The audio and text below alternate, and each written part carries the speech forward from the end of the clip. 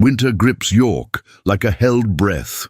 In the hush of the Guildhall, an ink-stained poet crosses the stone floor to beg for her brother's life, while a magistrate, carved from duty and loss, feels his certainty begin to thaw. Her verses hide more than beauty.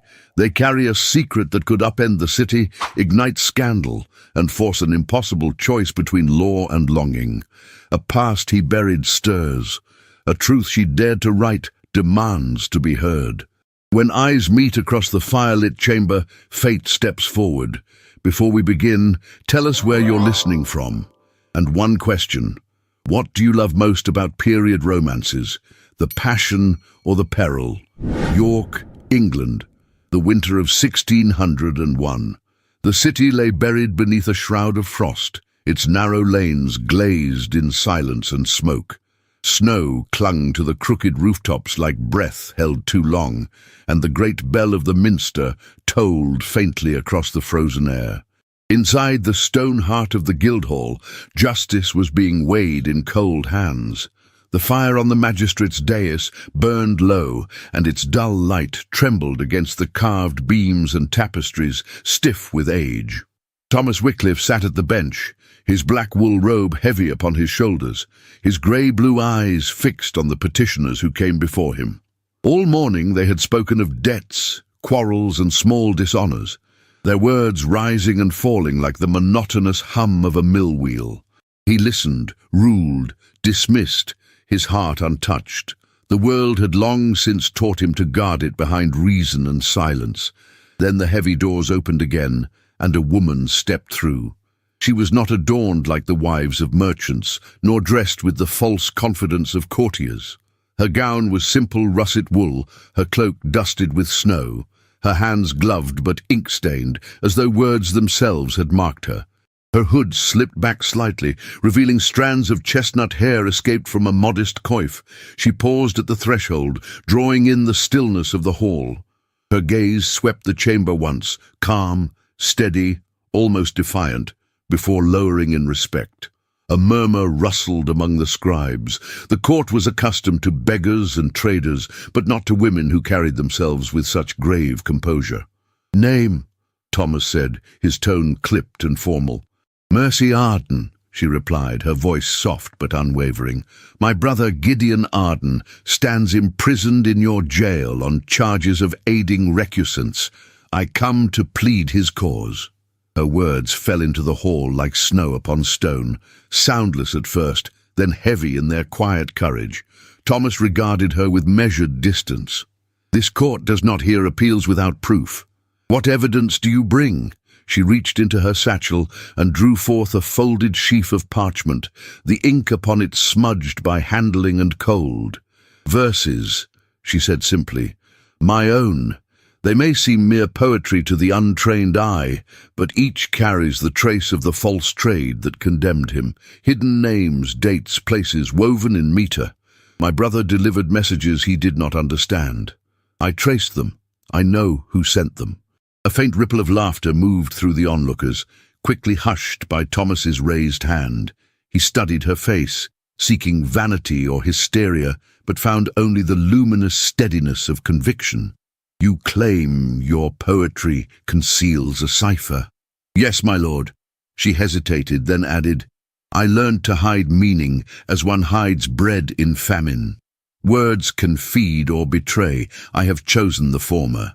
Her answer, plain and unschooled, struck something dormant within him, a flicker like the first hint of thaw beneath ice.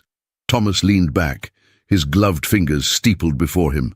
"If your claim is true, then your poems may indeed reveal more than sentiment. Yet I cannot allow mere verse to overturn a legal charge. The Crown demands proof written in ledgers, not rhymes." Mercy's eyes lifted to his, and for an instant the chill between them dissolved. "Then let me show you where verse becomes ledger," she said, "if you will only permit me to read." The magistrate's clerk looked to him, startled. It was unheard of. A woman reading her own words in court. The rules were iron. But Thomas, against every habit, found himself reluctant to deny her. There was something in her presence, something that refused pity and demanded respect. "Very well," he said quietly. "After the docket closes, you may present your case privately." The air seemed to shift. The men around the bench exchanged uneasy glances. Mercy inclined her head, the faintest motion of gratitude, and stepped aside. The proceedings resumed, yet Thomas found his concentration splintering.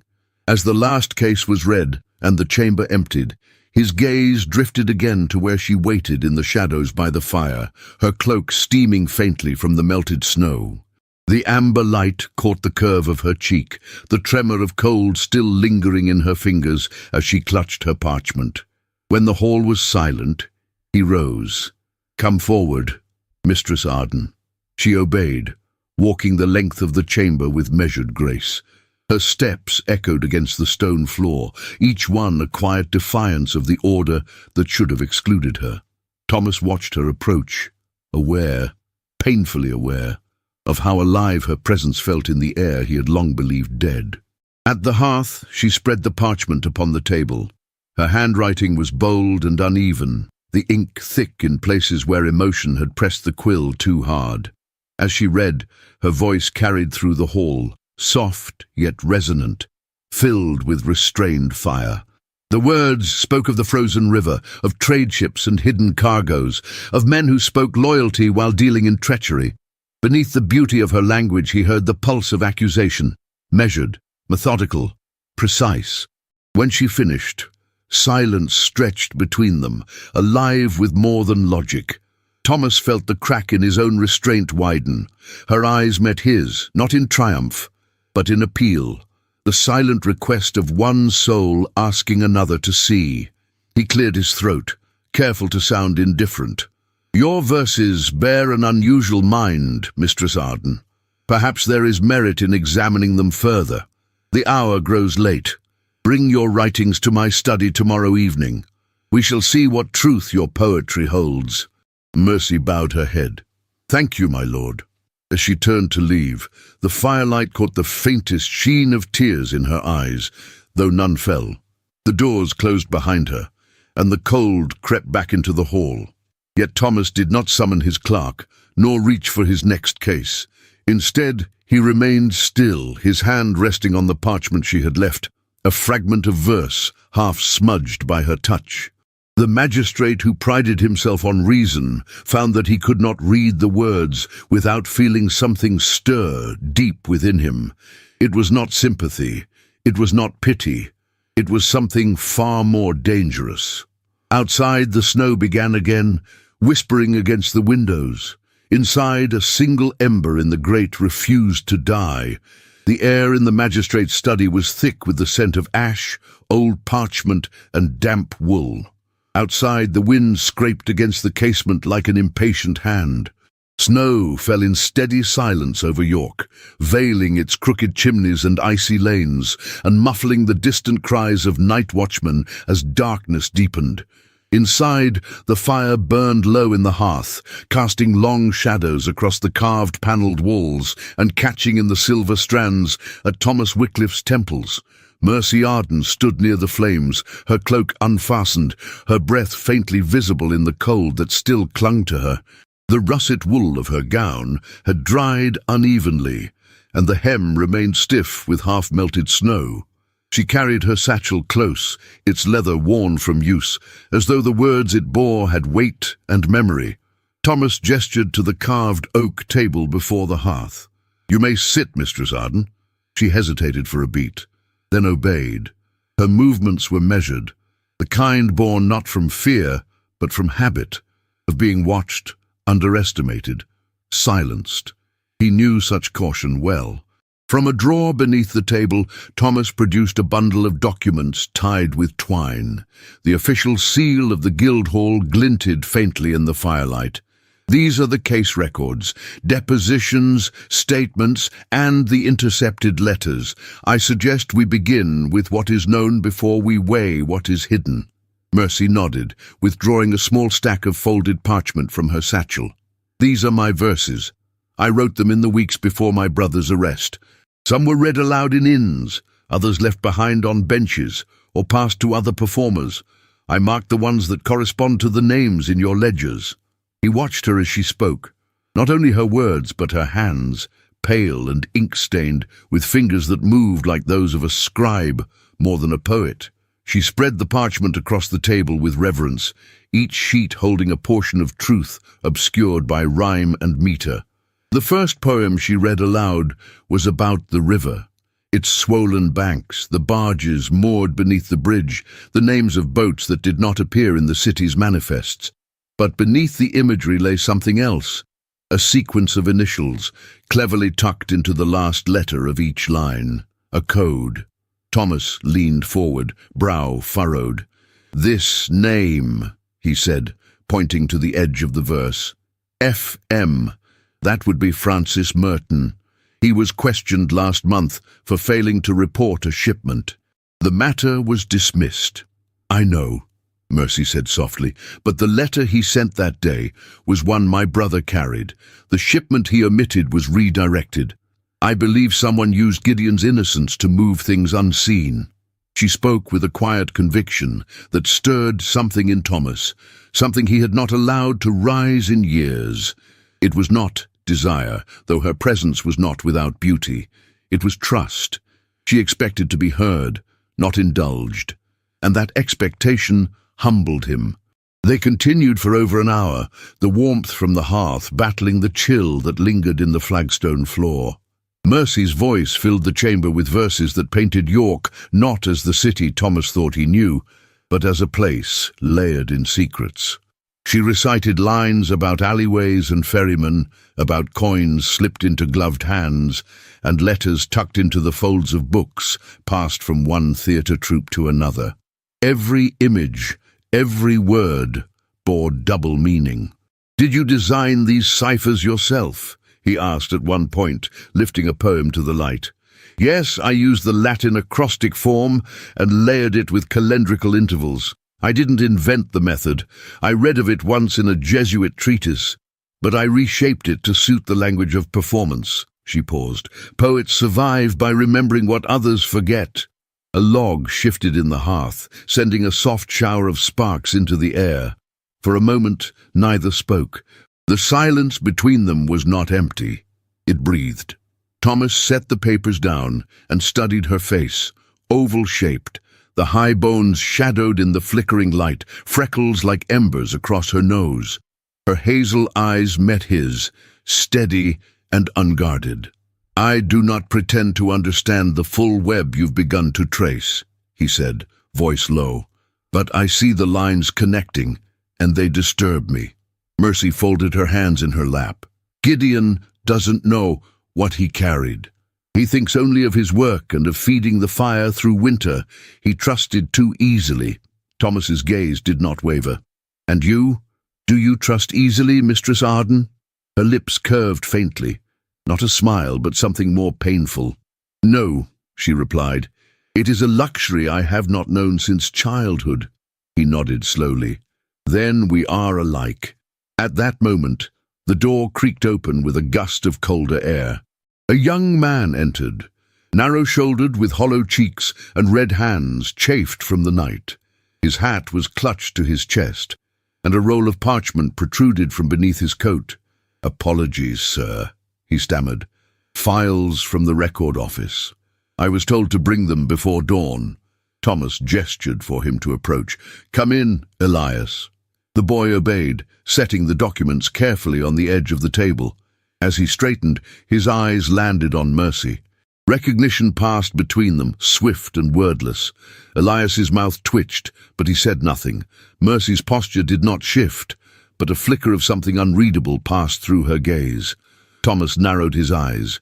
"You know Mistress Arden?" Elias hesitated. I've heard her recite at the Cock and Crown last winter." Mercy inclined her head politely, nothing more. "Thank you, Elias," Thomas said. "You're dismissed." The boy lingered a breath too long, then bowed awkwardly and retreated, the door closing behind him. When they were alone again, Mercy turned back to the table. "He's afraid." Thomas arched a brow. "Of me?" "No," she murmured. "Of what he's seen, and what he's chosen not to speak of." Yet. Thomas did not answer. He reached for one of the ledgers Elias had brought, flipping through its pages. Ink smudges, careful notations, signatures in hurried hands. And yet, there, beside a name they had spoken earlier, a red line where none should be. "I'll need to question him again," Thomas said. Mercy looked to the fire. "He won't speak until he knows you're not another man who turns away." That, more than anything, struck him. He stood, walking slowly to the window. Outside, the wind howled, tossing snow against the glass like handfuls of salt. Beyond the veil of frost, York was asleep, unaware of the questions rising like smoke in the dark. Behind him, Mercy remained seated, the firelight touching the curve of her cheek, the slope of her shoulder, the edges of her weary but undiminished resolve. He turned back to her and, with more softness than he had intended, said, "You must be cold. The hearth will keep burning through the night. Stay as long as you need to finish your copying." She lifted her eyes to his once more. "Thank you, my lord." And there, in the quiet flicker of shared silence, something passed between them. Not intimacy, not yet, but the echo of it, waiting. The hour was late, but in the magistrate's chamber, poetry held its place beside justice, and a man who had forgotten how to feel began, at last, to listen. The hour had just turned past noon when Alderman Percival Brotherton arrived at the magistrate's chambers. Outside, the snow had ceased, but the sky remained the colour of tarnished pewter. The stone lanes of York glistened with half-melted frost, and the bells of the minster tolled with a sullen monotony, as though echoing a warning, yet unspoken. Inside the study the fire burned modestly. Thomas Wycliffe sat at his desk, reviewing the prior evening's ledgers, his fingertips lightly smudged with ash and ink. The faint trace of perfume, ambergris and clove, preceded Brotherton's entrance, as did the sound of polished heels against the oaken floor. The alderman filled the threshold as though it belonged to him. He was wrapped in an embroidered velvet cloak of deep green, the lining furred in sable. Beneath it gleamed a doublet of navy damask, slashed to reveal hints of crimson silk. Upon his hand, thick rings winked like indulgent lies, and in his left glove he carried his silver-topped cane, more an extension of his presence than a necessity. His smile was thin, precise, and hollow. "Magistrate Wycliffe," he intoned, not as a greeting but as an assertion. Thomas stood, formal but not warm. "Alderman Brotherton." "Such bleak days, are they not?" Brotherton said, removing his gloves one finger at a time. "One forgets how long winters can be, even after 50 years of them, but then snow has a way of quieting discontent." He crossed the room without invitation and seated himself in the high-backed chair near the hearth, placing his cane delicately against the table's leg. The firelight caught in the gold of his chain of office, casting flickers across the lined skin beneath his chin. Thomas resumed his seat, posture straight, eyes unreadable. "To what do I owe the pleasure?" Brotherton gave a slow smile, as if amused by the pretense of civility. "There's a matter which I suspect requires not only your wisdom, but your discretion. I come not in the name of law, but of peace." Thomas said nothing. His silence was not indifference. It was a refusal to yield the rhythm of the conversation. Brotherton continued. "The Arden boy, Gideon, a cooper's apprentice, is he not? I'm told he stands accused of aiding recusant communication, a heavy charge for such a young back." "Indeed," Thomas replied, "which is why care must be taken before a verdict is reached." Brotherton gave a soft chuckle, though no part of his face joined the sound. "You are ever the picture of measured justice, Wycliffe, and yet there are moments when mercy is inconvenient." The name struck the air like a deliberate stone. Mercy. Thomas's gaze narrowed fractionally, but he gave no ground. "The Crown," Brotherton went on, "watches closely these days. The North has always required more attentive governance, and Her Majesty is not fond of disorder. The Privy Council expects swift resolutions to such trials. Whispers of sedition, even if unfounded, breed unease. Best to quiet them quickly. Thomas folded his hands over the desk. Are you implying I should overlook the truth for the sake of appearance? Brotherton leaned forward, his rings catching the firelight like serpents poised to strike. I am suggesting that you weigh the good of the city, of its tradesmen, of its magistrates. A girl with ink-stained hands and dramatics in her voice should not be permitted to sow confusion where clarity is needed. Thomas held his stare. Mercy Arden brings reasoned suspicion, not dramatics. I have seen her work. There is a mind behind the verse, which is precisely what makes her dangerous. Brotherton snapped, the pleasant veneer momentarily slipping. Then, as quickly, he recovered himself, voice again honeyed. She has captivated the imaginations of a few, certainly, but imagination is a poor substitute for truth. If you begin giving weight to the ravings of poets, you risk setting precedent. And York cannot afford precedents, not in these times. The fire cracked behind them. Outside, the wind had picked up once more. Thomas rose slowly. I appreciate your concern, Alderman, but I will follow the evidence wherever it leads. Brotherton's eyes narrowed to slits. Even if it leads to the undoing of peace. Thomas's voice was quiet. Especially then. The alderman stood, his jaw rigid. Very well. But understand this, Wycliffe. There are names in these ledgers that ought not be disturbed. There are doors that, once opened, do not close quietly. He adjusted his cloak with slow, deliberate movements. And should you find yourself without a seat at the next council meeting, know that it was not the cold that froze your place, but your insistence on warming your hands at the wrong fire. With that, he turned and left, his cane clicking against the floor like a clock ticking down. Once alone, Thomas sat heavily. The warmth of the room had vanished. He stared at the papers on his desk, the poems, the ledgers, the small annotations that Mercy had made with such care. A woman's hand, seeking justice where the world offered none. He did not move for some time. Meanwhile, across the city, in the low stone annex that housed the jail, Mercy stood in the records chamber. The clerk on duty, a weary man with eyes too red for the hour, allowed her to examine the prisoner logs under the pretense of updating Thomas's report. She had spent the morning poring over names, comparing dates and entries to the patterns she had long carried in her mind. Then she saw it. 2 names, Robert Langley and Elias Moorcroft, scratched out in the margin, faint but unmistakable. A fresh name written above them in darker ink, Gideon Arden. She froze. The ink was new, too new. The clerk looked up. Something wrong, mistress? No, she replied, voice steady. Thank you, I've finished. She returned to the small chamber Thomas had given her for her copying and sat down at the desk, her heart thudding. The pattern was clear now. Names vanished when inconvenient. New ones took their place. Her poems had spoken of this, but seeing it in the city's own hand made her blood run cold. A knock interrupted her thoughts.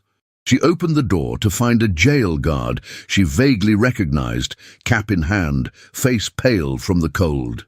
I was told to give you this, he said, slipping a folded scrap of paper into her palm. From the lad, Arden. He asked me to pass it quietly. She opened the note. The handwriting was hurried, scrawled in cold pencil, but unmistakably Gideon's. They're watching you. Don't trust the ones who smile. Her breath caught. The fire in her lungs burned. She looked toward the direction of the magistrate's chambers, toward the man who had, for the first time, listened without condescension. She wanted to believe in him, but trust was a dangerous hope, and the smiles of powerful men could freeze even the bravest hearts. She folded the note and pressed it to her chest. There would be no turning back. The morning arrived cloaked in fog, a soft silver veil that draped itself over York's rooftops and curled into alleyways like breath from the lungs of a sleeping giant. The bells of the minster rang muted, distant, as if the city itself were holding its voice. In the magistrate's chamber, the fire had been lit before dawn, the hearth coaxed to life by Thomas himself, who found his thoughts too restless for sleep. He had risen with the frost still clinging to the panes and dressed in silence, his breath clouding the air as he moved about the room. There was a heaviness in his limbs that no fire could warm, a weight settled deep in the hollows of his chest. On the table, beside the ledgers and parchments, lay the latest set of Mercy Arden's poems, her familiar looping hand annotated in the margins. Her notes were precise, thoughtful, revealing a mind not only sharp, but daring. She had found another link, a missing name from the Coopers' Guild whose goods had quietly reappeared under a new merchant license. The pattern was becoming undeniable, but what troubled Thomas more than the corruption winding through the city's ledgers was the fire that had begun to stir beneath his own skin. He was a man who had buried more than names in his lifetime, a wife, long lost to sorrow and silence. A son whose laughter had once filled this very room, and whose death had left behind an echo Thomas no longer allowed himself to follow. He had built a life of order, of careful lines and careful distance. But Mercy Arden, with her ink-stained fingers and fierce quiet, was dissolving those lines, word by word, glance by glance. She arrived that morning wrapped in her dark green cloak, a fine mist of frost glittering in her hair. She did not knock before entering. He had told her she need not, and he watched as she crossed the room with the ease of one who had come not to perform, but to reveal. "Another match," she said simply, unfastening her satchel. "The miller from Fossgate. Arrested for harbouring seditious tracts, his grain shipment was redirected to Brotherton's own warehouses 3 days later, under a new steward's name." Thomas took the parchment she offered, eyes scanning the verse. "You buried it in the third line," he murmured, in the syllabic accents. "I had to be cautious," she replied. "Poetry lives in the open. Truth must be hidden." He nodded slowly, setting the parchment beside the others. "And you are certain of the steward's signature?" "I saw it myself in the shipping office," she said, removing her gloves. Her fingers, reddened from the cold, trembled only slightly. "It's the same hand that filed Gideon's charge." Thomas's gaze lifted to meet hers. Her cheeks were flushed from the morning chill, her eyes sharp with determination. And yet there was something softer there too, a question she dared not ask. He cleared his throat. "We'll need Elias's testimony to confirm it." Mercy's expression shifted at the mention of the young clerk. "He's frightened." "He has cause." She walked to the hearth and extended her hands toward the flames. "They're watching us, aren't they?" "Yes." The word hung in the air between them, heavy with everything it implied. Watchers in the halls, in the jail, in the council itself. Men like Brotherton did not rise without building networks that fed on silence and fear. Mercy turned toward him. "Why haven't you reported what we've found?" Thomas leaned back in his chair. "Because once I do, I lose control of it. The moment this reaches the wrong ear, we'll both be made to vanish into the same ink that buried your brother." She studied him. "And yet, you still allow me in." He hesitated, then said softly, "I can no longer bear to keep the truth outside these walls." For a long moment they said nothing. The fire cracked. Somewhere beyond the windows, a raven called once, sharp against the hush of fog. Mercy sat across from him, the candlelight catching in the wisps of hair that had come loose from her coif. Her eyes, warm and penetrating, rested on him not with judgment, but with a kind of knowing. "You lost someone," she said quietly. He nodded once, slowly. "My son, 6 years past." She did not gasp or pity him. She did not press for details. She simply waited. "My wife withdrew from the world after that. I remained in it, but neither of us returned to the other." His voice was measured, the kind that had spoken sentences over dozens of men, but it trembled at the edges now. "I have been breathing in a hollow house ever since." Mercy reached for the parchment between them, adjusting it slightly with fingers that brushed the edge of his. The contact was fleeting, but it struck him like a bell, not for its boldness, but for the gentleness it carried. She did not console him. She simply remained. "I understand what it is to live in silence," she said, "to hold your breath through the hours and pretend the walls do not close in." He looked at her then, not as a petitioner, not as a poet, but as a woman who had learned to survive in a world designed to forget her.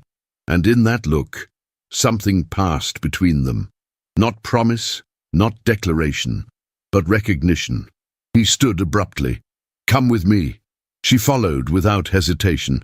He led her through the rear corridor of the Guildhall, down the narrow stairwell where few others walked.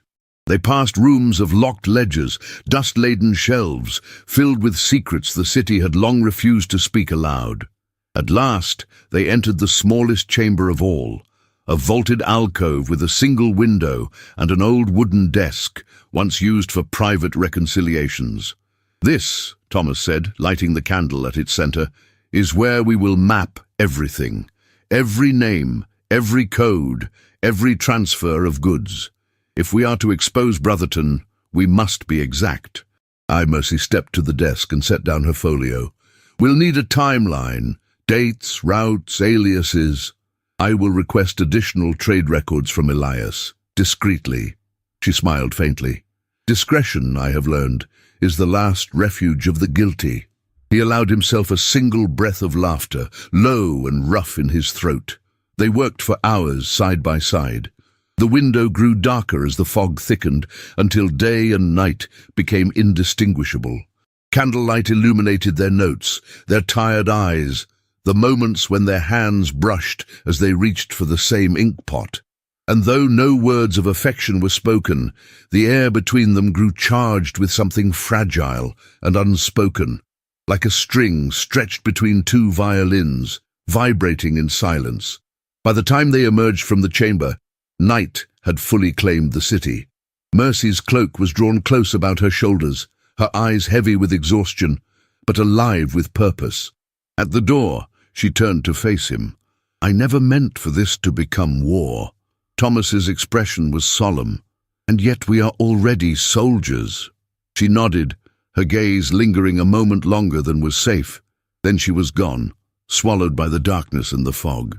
Thomas remained at the threshold, the scent of wax and winter still clinging to him, and for the first time in years he did not feel entirely alone. He returned to his study, opened the ledger once more, and with careful fingers drew a single line through Brotherton's name, not as an ending, but as a beginning.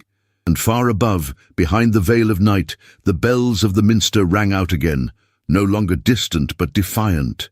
The storm arrived without herald, no thunder, no lightning, just the quiet, steady weight of snow that began falling in the late afternoon and did not stop.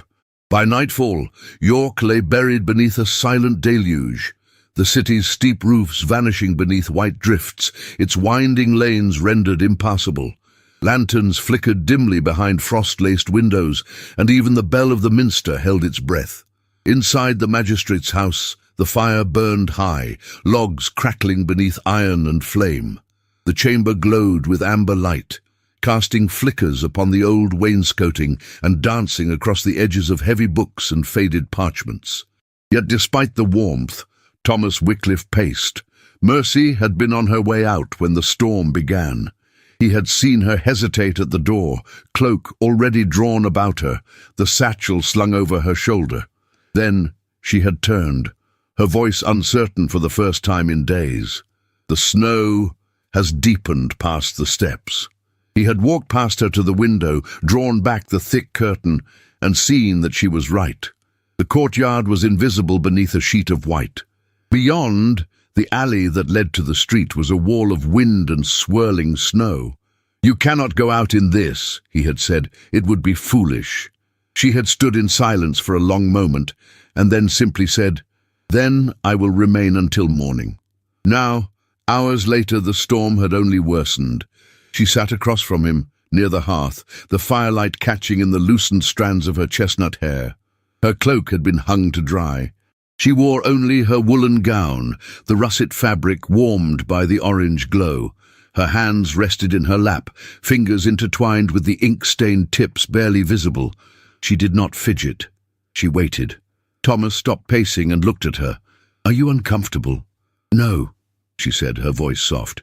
"Only unfamiliar with silence when it is not laced with fear." He returned to the hearth, poured 2 small cups of warmed wine, and offered her one. She accepted it with a nod. Their fingers brushed. The heat of her touch lingered longer than it should have. "Would you read to me?" he asked suddenly. "One of your verses." Her gaze lifted to his, surprised. "Here? Why not here?" She reached into her satchel and removed a folded piece of parchment, one he had not yet seen. It was not marked with symbols or annotations. It bore only verse. Her voice, when she began, was barely above a whisper. "I did not ask the night to watch me, nor bid the wind to speak your name. Yet both conspire with cruel precision to leave me restless just the same." She paused. The fire shifted. "I did not seek the sound of footsteps, nor trace the echo of your breath. And yet I find in moments stolen a warmth I dare not name as death." She stopped there, the parchment lowering slowly. The silence that followed was different. Not the silence of snow nor of solemn halls, but something deeper. A silence that bore weight, that pulsed with unspoken truths. Thomas's gaze had not left her. He did not ask if the verse was about him. He did not need to. "Do you often write of longing?" he asked, though his voice was hoarse with the answer he already knew. She did not smile. "Only when silence will not hold it any more." He stepped toward her, slowly, like a man approaching the edge of a fragile lake. The space between them had narrowed to the span of breath. "You are a danger to me, Mistress Arden," he said quietly. She looked up at him, and something in her gaze faltered, not from fear, from recognition. "You are not the only one afraid," she whispered. He leaned down, just slightly, just enough, and his hand lifted to her cheek, barely touching. She did not move away. Her eyes closed. The kiss that followed was not fierce, it was not planned. It was hesitant, almost reverent. His lips brushed hers with the weight of restraint, not desire. It lasted a heartbeat, maybe 2, then it ended. He stepped back abruptly, as though burned. His expression shuttered instantly, jaw tightening. "I should not have," he muttered. Mercy stood, her hands clenched at her sides, her face unreadable. "No," she said, "you should not have, if you were going to vanish behind duty again the moment it was done." He turned from her. "It was a mistake." She flinched, just slightly, but did not cry. Her chin lifted. "I understand," she said. "I won't disturb your conscience further." She crossed the room, gathered her satchel and her cloak, now half-dried, and walked with quiet dignity toward the small guest chamber he had offered her hours ago. But before passing through the door, she turned back once. "The next time you ask me to share my words, be certain you're ready to hear them." He said nothing. The door closed behind her with a finality that echoed through the room. Thomas stood in the firelight alone, the warmth unable to touch the growing cold within him. His fingers touched his lips once, then curled into a fist. When morning came, she was gone before he rose. On his desk, she had left a single sheet of parchment. Blank, no verse, no cipher. Just silence. A silence more devastating than any words. He stared at it for a long time, his hands unmoving. Then, with steady resolve, he set it aside and reached for a quill. "Summon Gideon Arden," he instructed the bailiff shortly after. "Bring him to me before noon."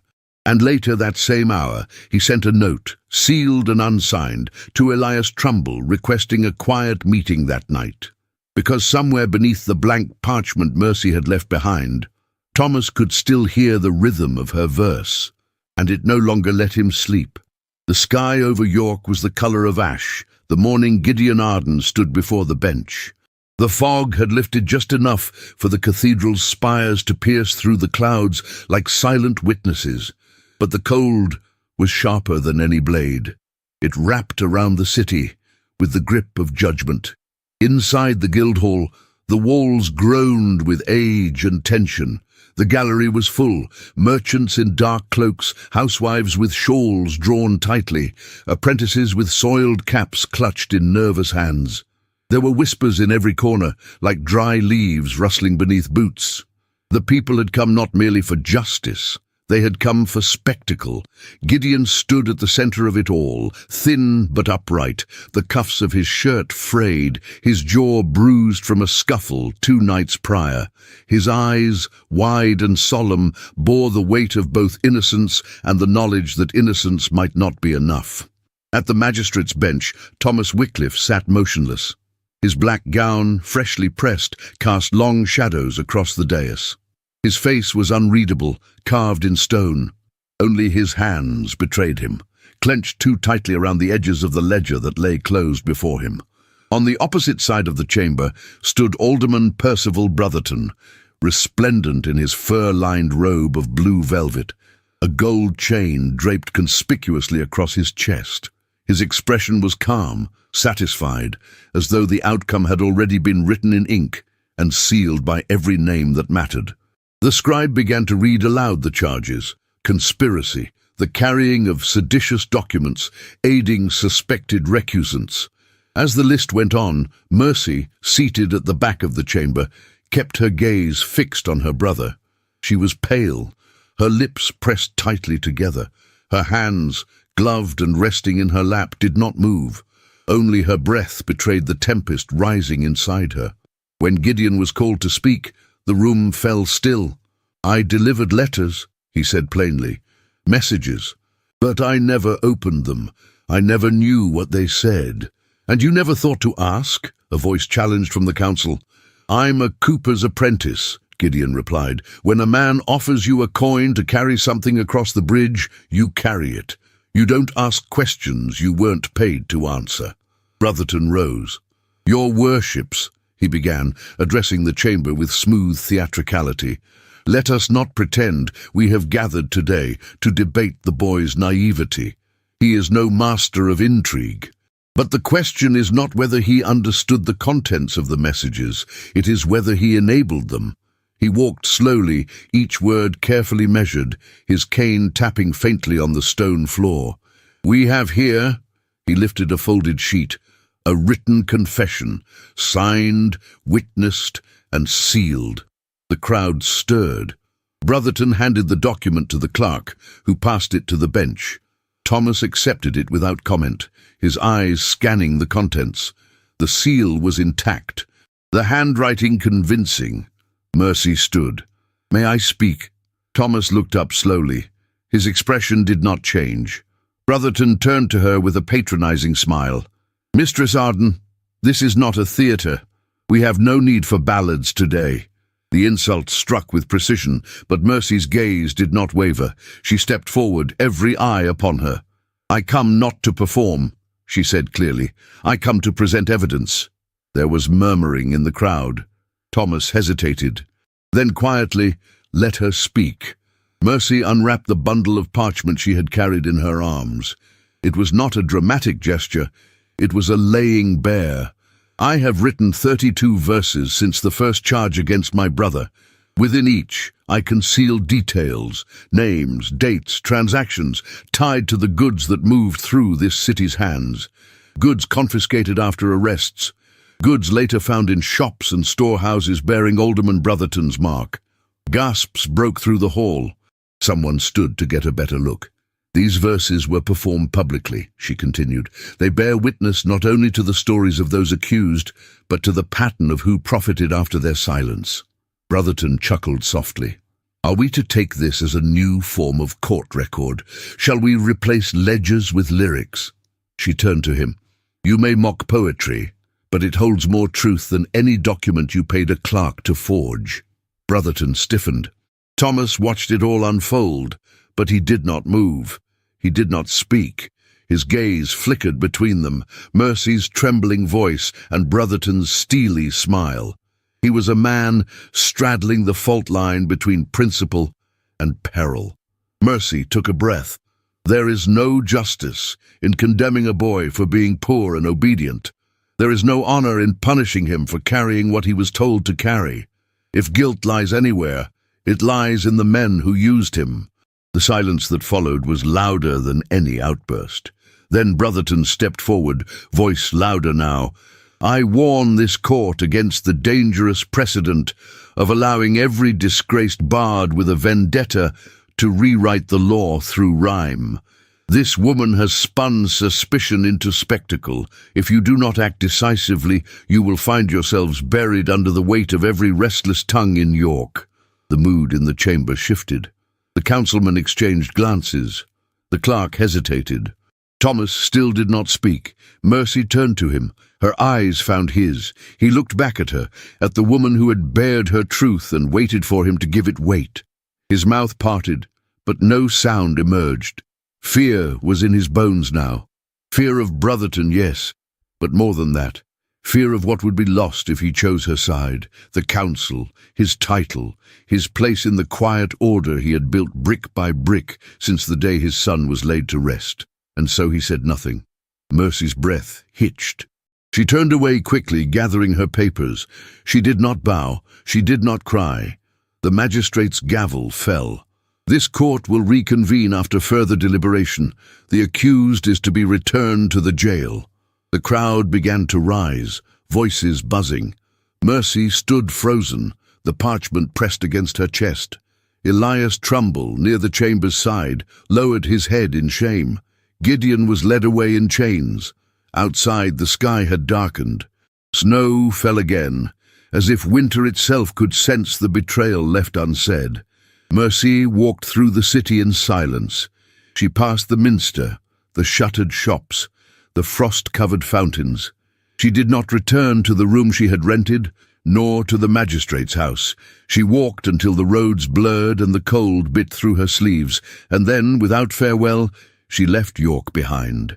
She had come with words, and now, with none remaining, she chose silence. The winds howled across the northern moors as if the land itself mourned, dragging long cries through the bare branches and rattling the shutters of the small cottage nestled beyond the city's outer wall. The path that led there was half vanished beneath melting snow, and the smoke rising from the crooked chimney curled weakly into a sky the color of wet slate. Inside, the single room glowed dimly with firelight. The hearth snapped and hissed, casting flickers of orange across uneven stone walls, and the shadowed contours of a woman seated on a low stool, unmoving. Mercy Arden sat before the flames in silence. Her cloak hung drying from a peg. Her shoes were near the door, wet and still caked in the slush of the city's streets. Her satchel lay open at her feet. The parchments that had once filled it, layered in coded verses lined with trembling hopes, were now little more than scorched embers. One by one, she had fed them to the fire. She had not wept, not when the words that had once been her voice curled into smoke, not when her brother was led away in chains, not even when the man she had trusted, whose gaze had once made her feel less alone in the world, watched her suffer and said nothing. She had simply let it all burn. The parchment had crackled like leaves underfoot, the ink blistering in the heat. The pages, full of lines she had memorized in silence, twisted and blackened in her hands. And still, she did not flinch. For what was poetry to a world that feared truth more than lies? She sat, hunched over, elbows on her knees, hands clasped as if in prayer. But she did not pray. She no longer knew what to ask for. The fire snapped again, sending a sudden spark upward. Her eyes, dulled from exhaustion, did not move. She stared into the dancing orange, as if trying to find herself in the last of the flame. The betrayal was not in the trial. It was not in the laughter that met her verse, nor in the false confession Brotherton presented with smug precision. It was not even in the guards who led Gideon back into darkness. No, the betrayal had come in silence. It had come in the breathless moment when she met Thomas Wycliffe's eyes and found not a shield, but a void. He had looked at her and turned inward. He who knew the patterns in the ledgers, he who had seen her cipher unfold line by line, he who had reached for her hand by firelight, and he had said nothing. There was no grief like the grief of being unheard by the one whose silence once felt like sanctuary. She rose slowly, shoulders stiff from sitting too long. The room was cold behind her despite the fire. The wind outside clawed at the corners of the roof, but she barely heard it. Her movements were slow, mechanical, her hands now inkless, her satchel light. There were no more verses to offer, no more metaphors to twist into armor, only silence, only ash. Back within the city walls, Thomas Wycliffe sat at his desk in the flickering shadows of a dying candle. He had not slept. The court had emptied hours ago, but the echo of what he had not done still rang louder than the gavel's strike. Her eyes would not leave him. That look, wounded and bewildered, betrayed but proud, had burrowed into his chest like a thorn. He had stood at the edge of courage and stepped back, and now he was drowning in the hollow he had carved with his own restraint. He rose without his coat, the cold biting his skin like penance. With brisk steps, he left his chamber, lantern in hand, and crossed the square to the record house. The night guard blinked at him in confusion but said nothing as Thomas passed. He climbed the stairs 2 at a time, his boots loud on the wood, until he reached the clerk's floor. There, hunched over a sea of documents, sat Elias Trumbull, pale, slender, and startled when Thomas appeared in the doorway. "My lord?" Elias stood abruptly, his ink pen falling from his fingers. Thomas entered and closed the door behind him. "I need the truth." The boy hesitated. "About what, sir?" "Don't waste time," Thomas said, voice low but firm.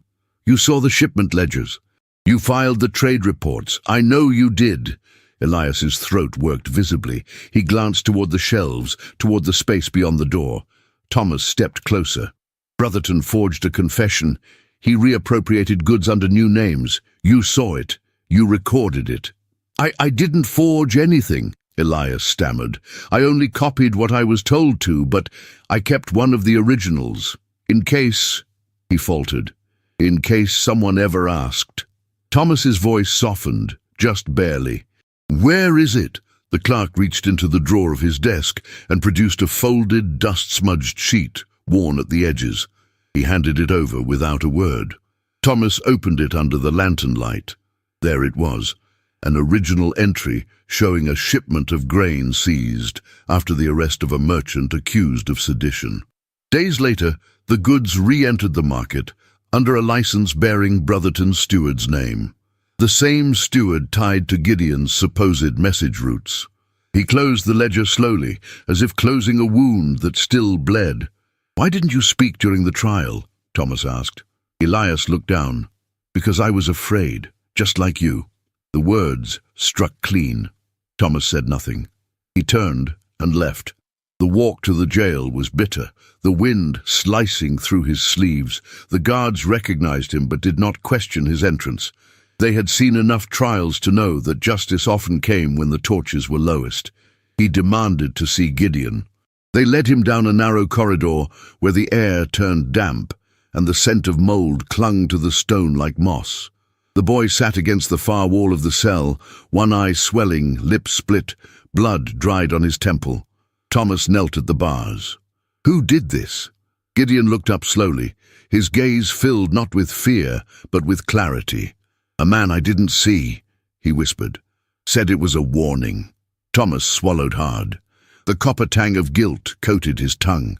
"This is my fault," he said quietly. Gideon stared. "No, my lord, it's his fault. The man who paid for silence." Thomas gripped the bars until his knuckles whitened. Not this time. When he returned to the magistrate's house, dawn had begun to stir. The snow on the rooftops glowed faintly blue in the light. His clothes were damp, his hands were numb, but his purpose had never been clearer. He opened the drawer where she had left the blank page, the parchment that had spoken more than any sonnet. He laid it before him. Then slowly he dipped his quill in ink. For the first time in years his hand trembled, not from cold, but from the weight of choosing. He would not betray her again. The cost of justice now had a name, and it was mercy.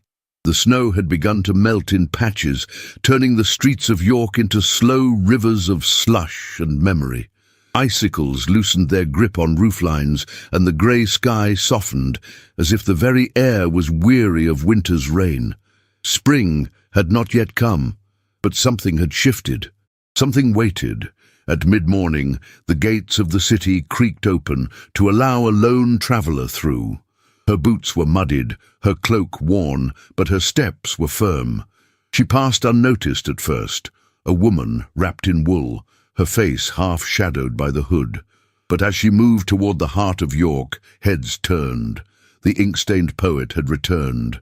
Mercy Arden walked with purpose, her satchel tight against her ribs, a folded page hidden inside. Her hands were raw from cold and travel, but they no longer trembled. Her time beyond the walls had given her more than solitude. It had given her clarity. She knew now what silence cost, and she would not pay it again. At the base of the shambles, she paused before a narrow doorway, chipped and leaning to the left. She knocked once, waited, then knocked again, 3 beats this time, like a verse she alone knew how to finish. The door opened a crack. A woman of about 50 stood there, her apron smudged with flour, her brows raised in wary curiosity. "Mrs. Harker," Mercy said gently. The woman stiffened. "You shouldn't be here. They said you fled. They said you'd been run off." "I did, and now I've returned." Mrs. Harker opened the door further, eyes scanning the street. "Why come back?" "Because I have proof," Mercy answered, "and I need someone who's lost as much as I have to help me tell the truth." The widow's mouth tightened. She leaned against the doorframe. "He died of cold last spring. After they took everything, his license, the storehouse, our coin. Said he harbored seditious pamphlets. He couldn't even read." Mercy nodded. "I know." Mrs. Harker looked her over once more. "You still writing riddles?" "No," Mercy said. "Now I'm writing history." She stepped inside. That afternoon, Thomas Wycliffe stood before the city council, not as magistrate, but as petitioner. He did not wear the black robes that once marked his station. He wore a simple coat of dark wool, fastened high at the throat, and carried no emblem of office. His voice, when it rang through the chamber, was steady and without apology. "I present this ledger," he said, holding aloft the page Elias had entrusted to him, "as evidence that false testimony was used to secure the arrest of Gideon Arden, and that Alderman Brotherton's steward received the seized goods within days of the charge." The council stirred. Brotherton, seated at the far end of the hall, crossed his arms slowly. "Are you accusing a sitting alderman of conspiracy?" Councillor Yates demanded. "I am stating what is already written," Thomas replied. "With forged entries, with ruined lives. This is not conjecture, it is corruption." Yates looked uncertain. "You no longer hold office, Wycliffe. What authority have you to reopen the matter?" Thomas met the question with calm. "The truth does not require office. It requires witness." And with that, he turned and gestured to the woman waiting in the shadows near the chamber door. Mrs. Harker stepped forward. Her presence was quiet but firm. She held nothing in her hands, only the weight of her name and her loss. "I was there when they took my husband's trade papers," she said. "They said he had helped distribute recusant sermons. He couldn't read nor write. What he had was competition, and Brotherton won." The council fell into a hush. Brotherton rose slowly. "This is slander." "It is truth," Mrs. Harker said, "and you've hidden behind finer words for too long." In the silence that followed, Thomas's voice returned. "I ask for one thing, that the boy be allowed to speak again, that the trial be reopened. Let the people hear," the council murmured. Some shook their heads, but others looked as though they had been waiting for someone to speak first. Outside, the news spread quickly. By dusk, the alleys buzzed. The baker's boy whispered it to the fishmonger's apprentice. A clerk told the woman who stitched cuffs on Queen's Lane. A chimney sweep passed it to the gravedigger. The poet had returned. The magistrate had risen, and the trial would come again. In a narrow room above the cooper's yard, Gideon Arden sat upright on his cot, bandaged and bruised, but alive. Mercy stood beside him, her fingers brushing the sleeve of his coat as she adjusted the collar. "You don't have to do this," she said softly. He gave her a crooked smile. "Yes, I do." She met his gaze, and for the first time in days she let the warmth reach her eyes. "Then we'll do it together." Downstairs, Elias waited, pale but determined. He clutched the original page with trembling fingers, nodding once as Thomas arrived at the door. "Are you ready?" Thomas asked. The boy hesitated. "No," he confessed, "but I'm willing." Thomas put a hand on his shoulder. "Sometimes that's more than enough." On the far end of town, behind the thick walls of his estate, Alderman Brotherton stood before his mirror. He straightened the chain around his shoulders, tightened the gold knot at his throat. His cane, polished and sharp, leaned against the chair. His smile in the mirror was tight but still intact. "Let them come," he murmured. "Let them try." But the city was no longer listening to chains of gold. It was listening to ink, to silence turned into verse, to courage, written not in robes and offices, but in fire and scars. The trial had not yet begun, but something greater had. Mercy stood at the edge of the square that evening, the bells of the minster tolling the hour. She looked toward the courthouse, not as a place of ruin, but of reckoning. Her voice, once hidden in rhyme, was ready now for the truth. The ink-stained woman had returned, and this time she would not be silenced. The air inside the Guildhall was thick with anticipation, the sort that hung between rafters and wove through the breath of every man and woman gathered under its high-beamed ceiling. Even the creak of boots on the wooden floor seemed sacrilegious in the silence that preceded the hour. Outside, York stirred as though holding its breath, the hush of late winter broken only by the faint cries of hawkers and the tolling of a distant bell. But within these old walls, truth waited to speak, and it would not wait much longer. Thomas Wycliffe stood alone at the council table, no longer dressed in magistrate's robes but in a plain coat of ink-blue wool, fastened with brass buttons dulled by use.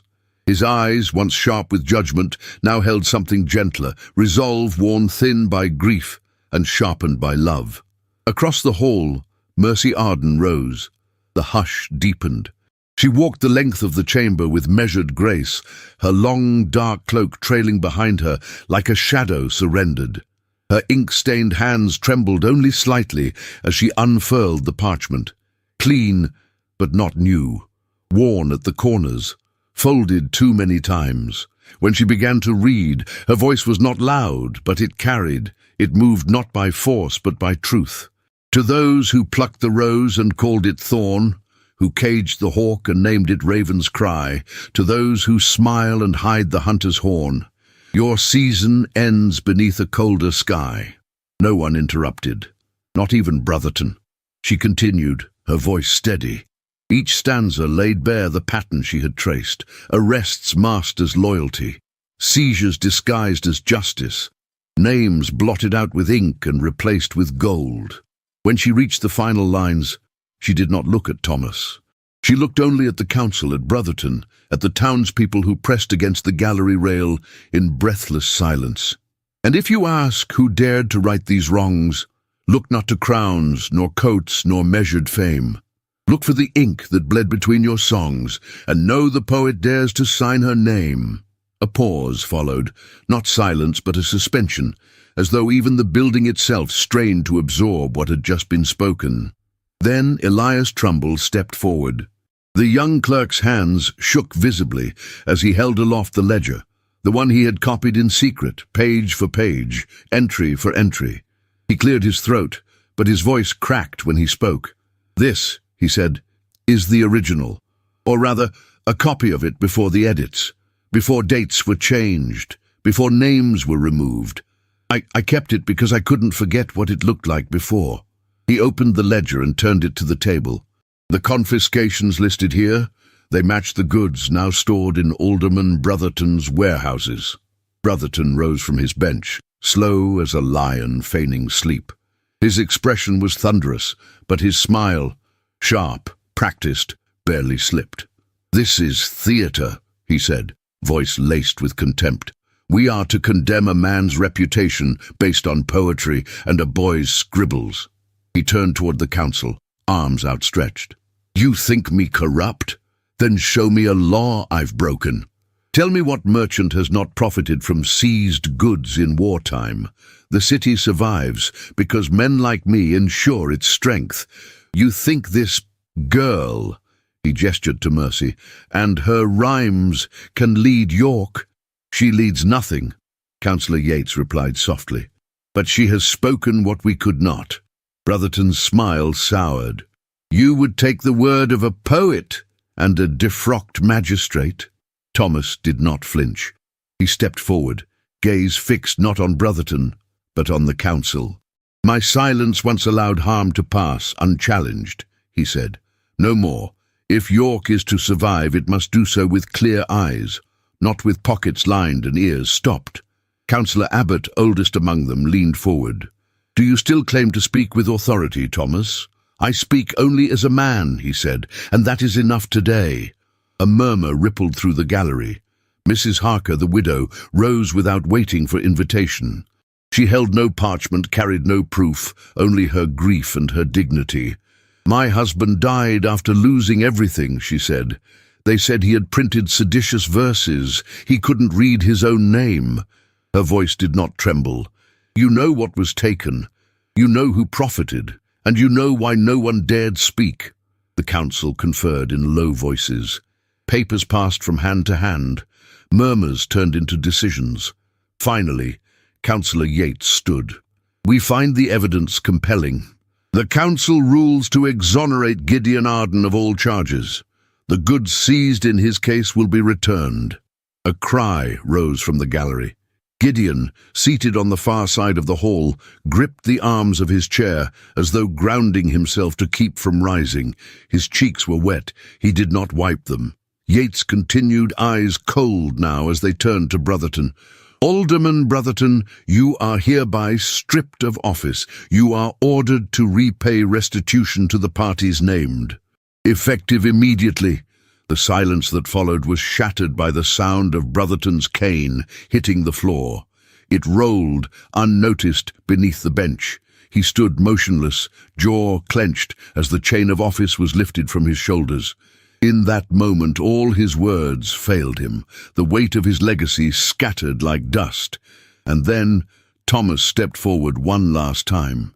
He unfastened the ring of magistrate's keys from his coat and placed them on the council table. "I resign my post," he said, "not in disgrace, but by choice. There is no place for me among men who feared to speak until poets reminded them how." His voice was quiet, but each word landed like a bell tolling in frost. He turned, walked the length of the hall, past Gideon, past Brotherton, past the very seat where once he had passed judgment, and as he reached the doorway, he paused. Mercy stood near the threshold, her parchment still folded in her hand. Their eyes met, not in longing, not in apology, but in something deeper, recognition of the battle fought, of the fire survived, of the thaw, slow and true, beginning at last. She did not speak, neither did he, but her hand brushed against his as he passed. It was not a touch meant for the world to see, it was a vow, and this time neither would turn away. Spring arrived in York not with fanfare, but with the gentlest defiance. After a winter carved from silence and snow, the thaw unfolded slowly, dew collecting on stone windowsills, pale crocuses pressing through cracks in the cobbles, and the whisper of green climbing up the city's soot-stained walls. In the shambles, once haunted by whispers of trials and betrayals, now bloomed laughter and the sound of children reciting their letters. Mercy Arden stood before a small wooden slate, her skirts dusted with chalk as she guided a trembling finger across the curls of the letter S. "Like a swan," she told the girl, its neck bending into song. The little girl nodded, tongue pressed between her lips in concentration. Behind them, the air smelled of bread and soap. The city had begun to breathe again. Brotherton was gone. No formal exile had been declared. He had simply vanished, slipping into the shadows of disgrace as quickly as he had once claimed power. His warehouses stood empty, his coat of arms torn from Guildhall walls. Some said he fled to London. Others claimed he was seen boarding a ship. None cared to follow. Elias Trumbull, once a frightened clerk bound to ink and orders, now dusted shelves in a quiet bookseller's shop just beyond Stonegate. The quiet there suited him. He copied inventories in precise hand, and sometimes paused to read Mercy's verses aloud when the shop was empty. As for Gideon, he returned to the cooperage. His gait had changed, slower, heavier, but he stood taller. His hands, though scarred, held the curve of the barrel staves with steady pride. He had survived, not only the cell but the doubt. That made the work sweeter. Mercy no longer wrote in hiding. Her verses, once whispered or passed in shadow, now stirred the air above tea rooms, guild corners, and chapel porches. Tentatively at first, then with boldness. Her name was spoken not as a warning, but as a witness. And yet, she had not seen Thomas since the trial. There had been no summons, no message, only a silence that felt less like rejection and more like waiting. On a warm morning that carried the promise of May, she walked to the edge of Walmgate and stood before a narrow brick house that overlooked the river. The door was painted green, a little chipped at the corners. In her hands, she held a parcel wrapped in linen and tied with twine. She knocked once. Thomas opened the door. He was not dressed for court, nor for office. He wore a simple vest, shirt sleeves rolled to the elbow. His hair had grown a touch longer, and at his temples the grey no longer looked like surrender. It looked like peace. "Miss Arden," he said. "Master Wycliffe," she answered, her lips curving faintly. He stepped aside. "Would you come in?" She did. His new office was modest, a desk, a shelf of well-worn volumes, a kettle on a trivet, and in the corner a single chair near the hearth, unlit, but waiting. She handed him the parcel. "What is this?" he asked, voice low. She said nothing as he untied the twine. Inside was a slim bound volume, linen-covered, hand-stitched. The title embossed on the cover in soft gold leaf, Verses for the Unwritten. He looked at her, the weight of breath catching in his chest. "I had these printed at my own cost," she said quietly, "for the girls who learned to read in the shambles, for Elias, who saved the ledgers, for Gideon, who did not break." Her voice softened further. "For you," he traced the title with his fingers. "I don't deserve this," he murmured. "You do," she said, "because you chose to lose everything rather than lie. You chose truth. That is enough." He looked up at her then, and for a long moment, neither moved. Then, as though drawn by a current older than fear, he stepped forward and took her hand in his. His lips brushed her fingers, tender, reverent, sure. This time, she did not pull away, and there was no need for more. They married without ceremony. No banns, no procession. Only a witness from the bookseller's shop and a clerk from the cooperage who stood awkwardly and wept before being offered tea. They did not need music. They had survived winter. At the May Fair, children ran barefoot through daisy-strewn lanes, the air thick with roasted apples and the scent of early roses. Stalls spilled over with linens and ribbons, and music floated from the fiddlers near the chapel. In the centre square, a girl no older than 7 climbed atop a stool and began to read aloud from Verses for the Unwritten. The crowd fell silent as her small voice carried through the sunlight.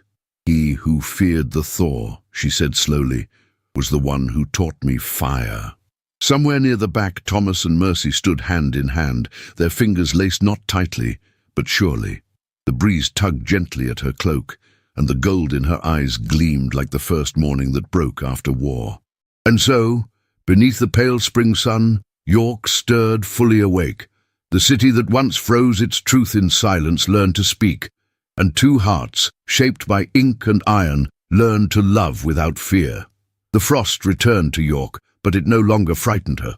Mercy stood at the window of their cottage at the edge of the city, wrapped in a shawl Thomas had given her on their second anniversary, woven with ivy green and the softest threads of wool. Outside, the rooftops shimmered with a thin layer of snow, the river Ouse glinting silver beneath the morning sun. Children's laughter echoed faintly from the lane, mixing with the scent of bread rising in the hearth. Behind her, the kettle began to whistle. She did not move to it yet. 5 years, 5 winters. And somehow the quiet had become more precious than the firelight ever was. Thomas's desk, still scratched from years of use, now held inkpots that never dried out and stacks of papers filled not with rulings, but with letters from young readers, town petitions for libraries, and the occasional poem Mercy had hidden beneath municipal reports just to make him smile. He no longer served the city in law, but York had not forgotten him. They came, still.